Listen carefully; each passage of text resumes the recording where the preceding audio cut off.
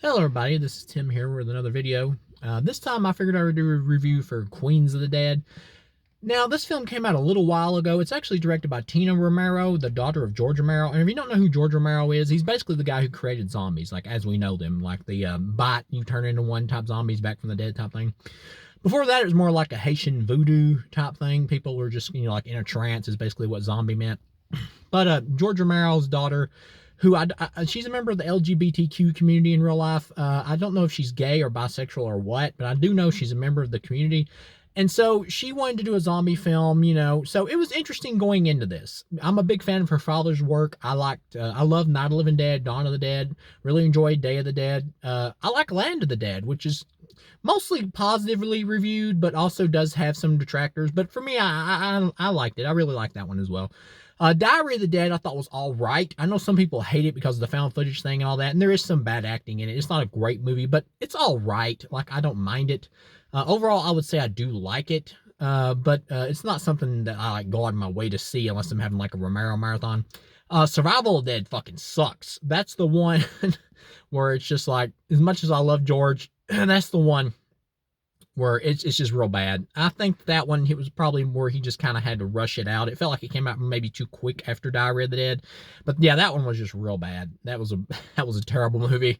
And so his daughter's going into directing now, and I think that's cool that she's going to continue like her father's legacy and everything in terms of directing. So going into this film, I knew it was going to be like an LGBTQ centered zombie flick, which I'm fine with. I'm a member of that community myself. I'm a bisexual dude, so I'm okay with that.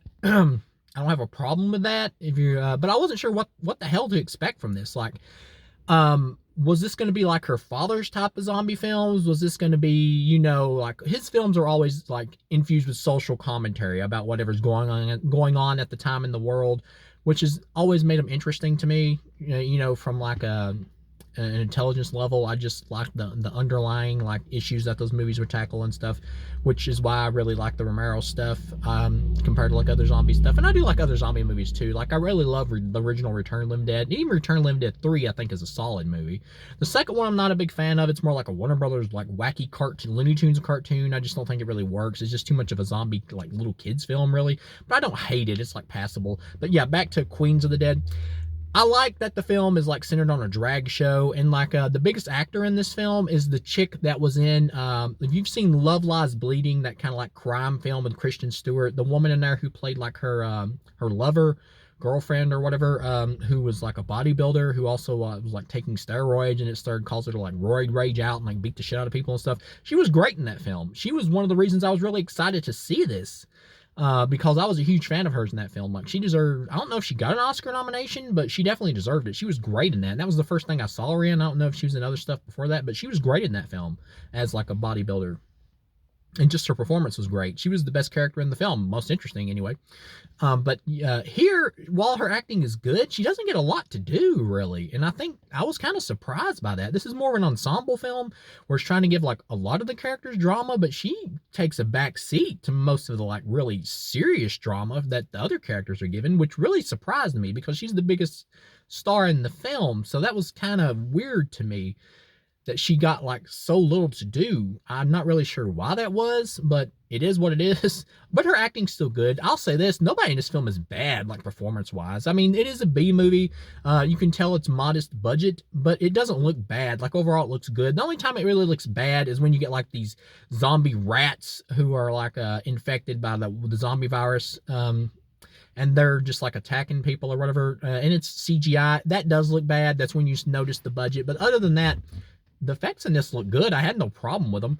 And even the way the zombies look, they do look kind of like glammed up in terms of their makeup, like this really bright, like gray looking color, look, which I did like. I think it fit like the style of the film with all the colors and everything. Of course, taking place at a drag show, you're going to get some cool visuals in terms of like the colors and all that. And when you hear the idea of like zombies taking on like attacking a drag club or whatever, a drag show, you expect like in your mind that, okay, this is gonna be fun, it's gonna be kind of cool, it's gonna be like a siege type thing or whatever. The zombies are trying to break into the place while music's playing, club music, and everybody's dancing, all that, and there's a drag show going on, and the drag queens in the club and maybe some of the the guests, I guess what you call them, the bartenders or whoever else, will have to like team up and like kick some zombie ass to try to survive. That's what I kind of expected with this.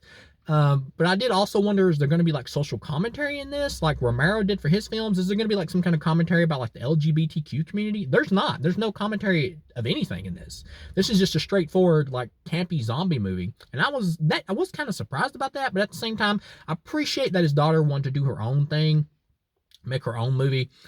I do think this movie will be a victim of like expectations, because you're going into this, if you're a horror fan, you know Romero, so you're going into this like, oh shit, it's directed by Romero's daughter, so you're going to be expecting something like, really good, no matter what direction it takes. And if you go in like that, I do think you'll think this movie sucks by the end. It would be like a 1.5 from 1 to 4 stars by the end if you go in with those types of expectations.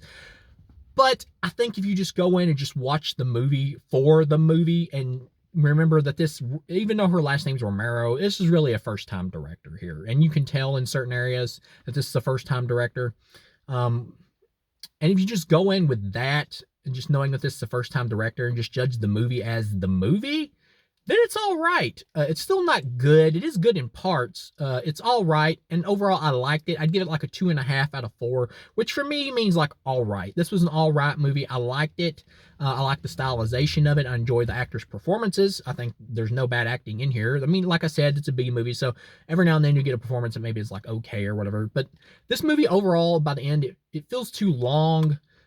Because there's not enough going on. There's too much focus on character drama in this, when you should be having more fun with the silly premise that you got. And overall, there's too many characters by the end that survive, and there's too many like unnecessary characters in this. Like there's the character in the movie who's like this blonde chick that just like works at the place or whatever, and then like she talks about her girlfriend, and she shows up late, like towards the third act of the movie, I think, or the middle. And she just shows up, and it's like, the joke is that she's like this real old Asian lady who like tries to be like a badass or whatever, which it was kind of funny, and it was meant to be like campy and silly because she like rides in there on like a moped or a scooter or some shit. It was trying to be funny, kind of, obviously meant to be silly. This movie inherently plays itself as camp. It knows it's silly and wants you to just like have fun with the fact that it is silly. For me, that kind of works. At the same time, as a horror fan, I expected more from the zombie portion of the movie. Like for the first act of this movie, there's not a lot of zombie action. It's really focused on like just building up random characters and all that. And like I said, there's too many unnecessary characters in this. There's like this non-binary character or whatever, who is like in this hospital, who meets like the woman who is the wife of the chick from Love Lies Bleeding with Kristen Stewart. And she's fine, like performance wise or whatever. And she like teams up with the Love Lies Bleeding chick's wife in the movie, and they like go to try to like rescue him or whatever. But really, you could have like completely cut her out of this film. You didn't need that character at all. It's almost like she was just written into the film to give the wife character like somebody to play off of. But I don't think you needed that. I don't think you needed that at all.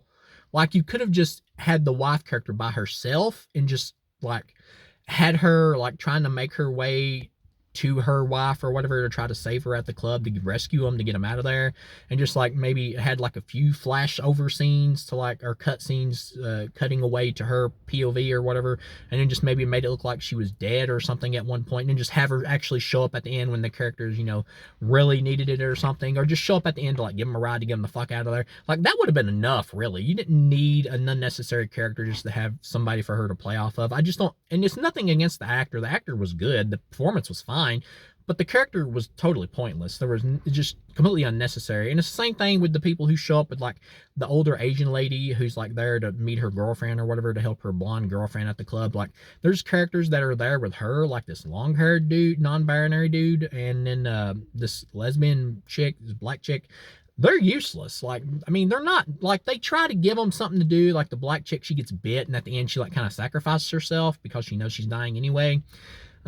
But at the same time, those characters just could have been completely written out. And I think that's a problem with this movie, is the pacing should have been sped up. It should have been having more fun with the premise. And it needed to just focus on more of just like a core group of strong characters, instead of having so many like unnecessary characters that survive for no reason. Like you didn't, despite the fact I thought that the older Asian lady, whatever her acting performance was fine, you didn't need the character at all. You didn't need her. It should have just been like focused on the group of characters in the club for the majority of it, except for maybe like the wife of the chick from Love Lies Bleeding. going over to her POV every now and then, but it should have just been focused on the characters in the club just trying to survive the zombies. That's really all you needed this film to be. And then just like play up the camp of the fact that it's drag queens or whatever, play that up as like camp and fun of them, like, maybe like using their costumes and shit and their stuff around that they maybe use in their performances to like kick zombie ass. Like that would have been more fun than what we got, I believe, because what we got just focuses too much on maybe some character melodrama that we just don't need. And it's like I said, nothing against the actors because I think the performances are good. There's also like this black character who works at the hospital who shows up there, and you find out that he was like a drag queen once, and I guess he has stage fright now or something, and he doesn't want to perform or whatever. He can't do his character. They really never explain why.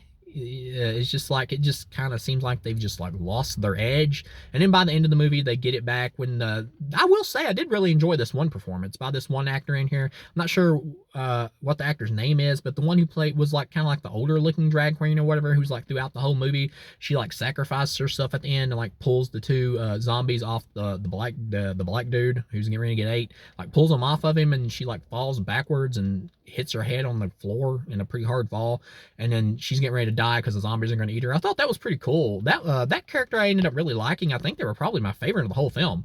And then there's this one character who's kind of fun, but he's also at the same time he's meant to be like the asshole drag queen character. And he's like, later on in the movie, he's like, "You guys aren't my friends. You won't even call me scrumptious," which I thought was kind of funny. But at the same time, that character could have died, really.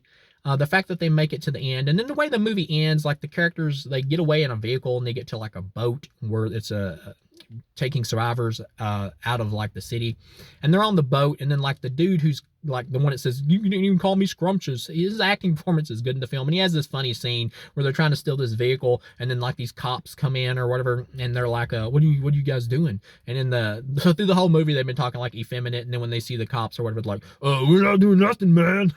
I thought that was kind of cute. That was pretty funny. And then like the older drag queen character who's there or whatever, she's also like, "Yeah, we're not doing nothing." Like they try to make themselves sound more macho. That was pretty funny. Like there is some funny jokes in here, like when it comes to like the LGBTQ stuff from the director who is a member of that group. Where like the main girl, biggest star in the movie, the chick from Love Lies Bleeding, like she has a brother in the movie who's a little bit of an asshole because he doesn't show respect to like the LGBT community at all. Like he doesn't hate them or nothing. He just like he just says this shit's too hard to understand because he's like, "Hey, where'd that one guy go?" And the other like person looks at him and says, "Oh, you mean they them?" And he goes, "No, I just meant that one dude. Where'd he go?" That was kind of funny. Like I get the jokes with they them or whatever, and I can understand why people would find that as silly, like the whole they them thing. I can understand that, but at the same time, if somebody prefers to be called they or whatever or them, just be respectful to them, be nice. You don't need to give a person shit or whatever to give them a harder time in life than probably what they're already having. You don't need to do that. That's wrong. Just be kind to people. But back to the movie.